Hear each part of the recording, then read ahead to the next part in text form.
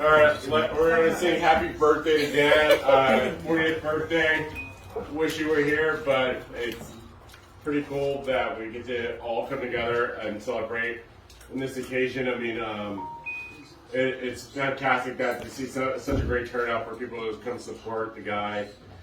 And like I said, it's unfortunate that he's not here to see this, but I think we would all do this anyway if he were living or not or whatever. So let's sing happy birthday.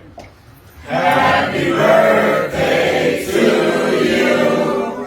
Happy birthday to you. Happy birthday, dear Dan. All right. Happy birthday to you.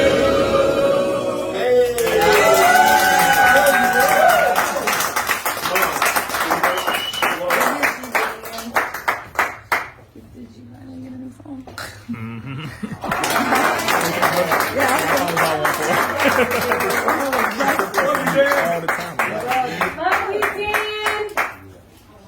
Not you, Louie. Go outside. Does anybody want to, before we start cutting the cake or whatever Trey's going to do, but anybody want to share any words about Dan? Yeah, I'm going to share a word right now. I've been in the family 32 years. They all know.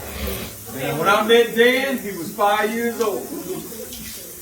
And it was a shock to me like all of us. But Dan is resting, that's all I got to say. Amen. Amen. Amen. Yeah, I just want to quickly say about D is what we all know. He was special. Just something about Dan. He had a lot of love in his heart. You know, he was always just extended that to you. I remember my very early days with Dan. I remember we were in his room and it was Lafayette, trays, and Dan. And I remember Dan did something for me that was just so different for me. I remember I was in his house and they were being kind to me with just extending hospitality to me. And I remember he went up in his room and up in his closet. He had so much stuff up there, but he went up there and pulled a box down for me with such cool like toys and neat stuff that were like applied to me. Like he didn't have to do that. It was just like so different, like how he did that though, because he saw that I didn't have nothing to do, and I was just like kind of going crazy with myself. But he went up there and made sure I had something to do for me. You know what I mean? Amen. And that was just how he was though. That's how he was. You know what I mean? And I just Dan was special like that. He had a strong outside, and like we all have, but he had a lot of love in his heart. And I know we all know that. That's why we're all here. And I love Dan, and I always will, and I love all you for being here, and family also the same. And there's nothing like family in life. You know, that's what we all will learn down the line and not now. So God bless him and you guys. God bless you, bro. I will add, because that kind of resonated with me. For me personally, Dan was such a protector, and I can't overemphasize that. I knew I could call him anytime, any day, and if I had a problem, his ass was right there. You know, I used to walk around as a threat and have my cell phone in my back pocket, and everybody's like, "You will call your brother?" You damn right. So it was always like kind of my thing. I remember my freshman year in high school, the seniors were running around dumping, freshmen in toilets or whatever.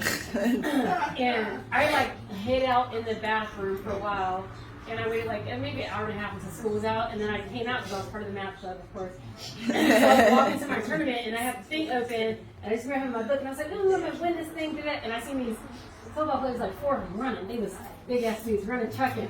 And I was like, "Oh shit, I'm getting dumped." And I had the book up here, and I pulled it down, and it was like, "Oh fuck that, that's Carnina's sister." And I was like, "Yeah," and that's when I started carrying the cell phone. After that, Annie was just like, "What? You want to be called Dan?" Dan got kicked out, everything, and he was still come after school, and he'd be right there waiting for me. And even for my birthday, he would come every year. He would make me the candy necklaces with the big tag. He would bring me 80 damn balloons. It was ridiculous. And then I wanted this pantsuit so bad. Mom, you helped him with that. Remember, I wanted this jumper, that denim jumper. I'm too tall. And Dan went and got the extra material, added up the ankles to make it. Yeah. That's Dan is my. He's my everything. So I miss him and I love him, but I thank God. And it took me 4 days ago to get to my conscience. My biggest fear, and I'm sharing this with Devon outside. My biggest fear, having my brothers and growing up in Long Beach and Los Angeles, my biggest fear was always either the streets or the cops would take away my brothers. So I'm very thankful. If y'all know Dan, I'm very thankful that he went peaceful in his sleep, and it could have been a million different other ways. Yeah. So it came to surface 4 days ago. I said, why haven't I dropped to my knees and told God thank you? And I did that 4 days ago. So I'm at peace. Your heart will mend, sweetheart. Because I know how you and Dan work. Your heart will mend. Yes. It will. Trust me. Just hold on to the memories. It will never be forgotten. Not in my memory. So thank you, everybody, for coming to celebrate again. Amen. I love you all. Well, I'll say something real quick about her dad. You know, he always liked to play dominoes with granddaddy and stuff like that. And think he can beat his grandfather. But his grandfather always schooled him. And you see a transition of a person in their life. And the biggest transition I seen from Cardan was him being a father, right? And he loved his daughters. And that's probably the worst thing that can happen to a dad, is that they won't be there for their daughters. Especially when you love them so much. And he exhibited that and spoke about his kids so highly that anyone would appreciate that. And we hope and pray that his daughters are okay. But if you ever hear from him or talk to him, for the love for Cardan, you got to give them some time. Yes. You got to talk to his daughters, because he would do that for your kids. Absolutely. So, you know, just be there for his children. Because Absolutely. we're going to be okay at the end of the day. But his kids are going to be missing a big void. And we just got to be there. So that's it. Well said. Well said.